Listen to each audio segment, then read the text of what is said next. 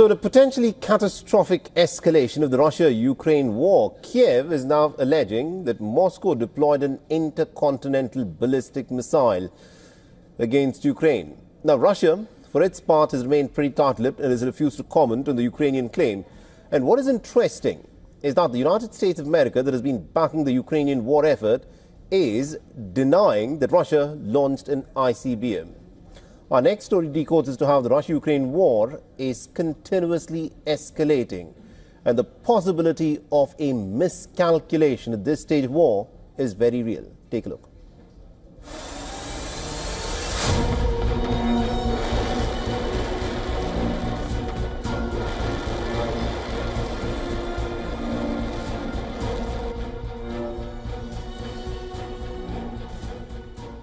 A chilling escalation in the Ukraine war.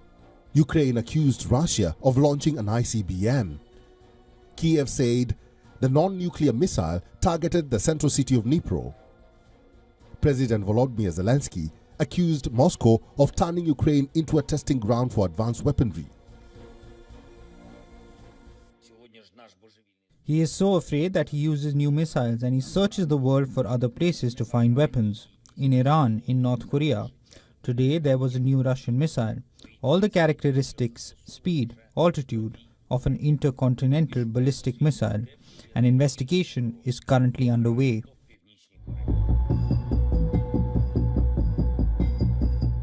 The alleged ICBM strike comes amid a broader missile barrage, representing a potential game-changing moment in modern warfare.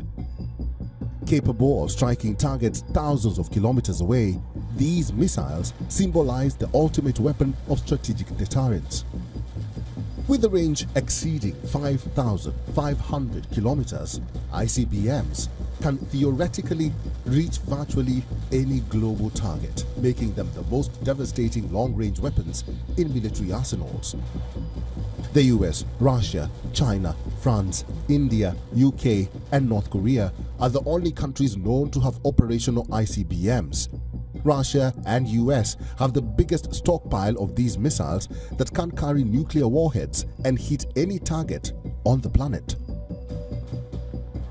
Modern ICBMs equipped with MIRV technology allow multiple targets located at different locations to be engaged with the same missile with several warheads. The Kremlin did not confirm it had deployed the weapon and asserts it is doing everything possible to avoid a nuclear conflict. The British government has issued a stark warning describing potential ICBM use against Ukraine as a conflict escalation of unprecedented magnitude. They've stepped up attacks on civilian centres, killing children. They've deployed at least 10,000 North Korean troops to the battle. And there are unconfirmed but media reports today of Russia firing a new ballistic missile into Ukraine, which we know have been preparing for months. Every now and then they are raising the issue of nuclear doctrine, nuclear retaliation, etc., etc. So they are playing a nuclear gamble. Whether they really mean it, it's very hard to foresee. We don't see in their heads. We only know that this is irresponsible. This development arrived against a backdrop of Russia's rapidly evolving nuclear doctrine. Russia this week updated its nuclear strategy, allowing nuclear weapon deployment against non-nuclear states. The move was seemingly triggered by the US permitting Ukraine to use ATACMS missiles against Russian military targets. Within days of getting the green light, Ukraine fired a barrage of American and British missiles on Russian territory. Moscow has warned of severe reprisals. The war clearly is entering uncharted territory. Bureau Report, WION. World is one.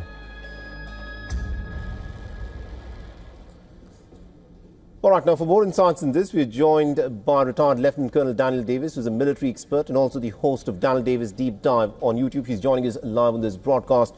Now, Colonel Davis, this is an interesting and a pretty dangerous escalation in terms of how things are panning out.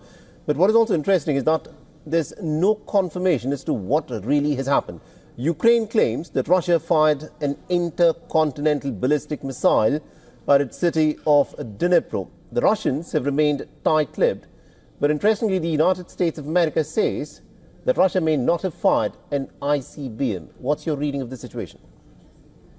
Well, obviously, it's still a lot of chaos and uncertainty and shrouded in mystery, but there have been a couple of reported video evidence of the incoming warheads. And at least from those short clips that we can see, it does have some of the characteristics similar to an ICBM, which is a missile that flies over its target and then at a certain altitude deploys additional submunitions in the case of actual warheads. According to many of the experts, this particular missile had up to 24 additional warheads, and we saw a lot of that would appear to be multiple warheads striking in the different areas. Some of these are even maneuverable. So what it does, it doesn't change anything because we've already known that Russia has these ICBMs. We know they have multiple warhead missiles. We have the same thing. But what it does show is that Putin is serious about when he says if the West escalates by allowing long-range weapons into his country, he said he would take, quote, appropriate countermeasures. And I think that we already know earlier this week, he officially lowered the threshold for the use of nuclear weapons. And by showing this nuclear capable missile in a conventional role on the ground here, I think it is a very strong signal that he means what he says. And if these long range strikes by the West continue into Russia, and especially if they hit something, it is not unthinkable that he could escalate and use those missiles to strike Western targets outside of Ukraine. And then, of course, you had a huge possibility of an escalation. You know, you're pointing out that Vladimir Putin wants to send out a signal that he means what he says. But the question, of course, is does the Biden administration, register this signal by Vladimir Putin, or are we looking at the possibility of a miscalculation because the Biden administration, in the fag end of its term, seems to be allowing the Ukrainians to fire the long-range missiles, such as the ATACMS and the British-given Storm Shadow missiles inside of Russia? Well, listen, I'll just tell you from a military perspective, this is a very, very bad decision by the West. There is no upside. There is literally no chance that this could have, even if it was successful, even if the ATACMS missiles and the Storm Shadow missiles actually got to their targets, defeated Russian air defenses, which allegedly they did not. Apparently, most, if not all of those missiles were actually intercepted. And at least according to the Russians, none of them have actually struck targets. We've not seen any battle damage assessment to the counter. But if they actually get through, then the whole network, the whole thing changes. So the question is, why does the U.S. want to take a risk after nearly 3 years of war and all these different weapon systems that we've inserted over the years have not changed anything on the ground? Why 2 months before a new administration comes in with a diametrically opposed desire to achieve peace and to find a negotiated settlement, would the outgoing administration risk escalation by these missiles and also these landmines, which they also just authorized for the first time? It raises lots of disturbing questions, and you talk about miscalculation. I mean, that could start in Washington, D.C., and we really need to get this under control quickly. All right, we'll have to leave there. Thank you very much indeed, Colonel Davis, for joining us and getting his dark perspective there. Thank you. For all the latest news, download the WION app and subscribe to our YouTube channel.